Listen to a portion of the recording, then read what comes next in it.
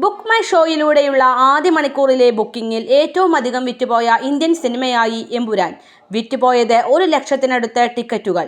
പൃഥ്വിരാജ് സംവിധാനം ചെയ്യുന്ന എമ്പുരാൻ റിലീസിന് മുന്നേ തന്നെ റെക്കോർഡുകൾ തകർത്ത് മുന്നേറുകയാണ്. ഓൺലൈൻ ടിക്കറ്റ് ബുക്കിംഗ് പ്ലാറ്റ്ഫോമായ ബുക്ക് മൈ ഷോയിലൂടെയുള്ള ആദ്യ മണിക്കൂറിലെ ബുക്കിംഗിൽ ഏറ്റവും അധികം വിറ്റുപോയ ഇന്ത്യൻ സിനിമയായി എമ്പുരാൻ മാറി. 1,00,000-നടുത്ത് ടിക്കറ്റുകളാണ് വിറ്റുപോയത്. മാർച്ച് 27-ന് പുറത്തിറങ്ങുന്ന ചിത്രത്തിന് ഇന്നാണ് ബുക്കിംഗ് ആരംഭിച്ചത്. ലിയോ, പുഷ്പ 2 എന്നിവയുടെ റെക്കോർഡാണ് എമ്പുരാൻ തകർത്തത്. റിലീസിംഗ് ദിവസത്തെ ടിക്കറ്റുകളെല്ലാം ഇതിനകം തീർന്നു കഴിഞ്ഞിട്ടുണ്ട്. ബുക്ക് മൈ ഷോയിൽ പല തിയേറ്ററുകളുടെയും ബുക്കിംഗ് ഹാങ് ആവുന്ന സ്ഥിതി വന്നു.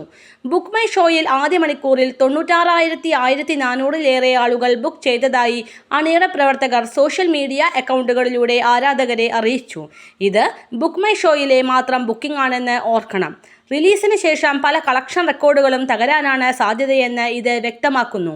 റിലീസിംഗ് ദിവസം 6 മണിക്ക് ആരാധകർക്കായുള്ള ടിക്കറ്റ് വിൽപ്പന നേരത്തെ തന്നെ ആരംഭിച്ചിരുന്നു. മലയാളം പൾസ്.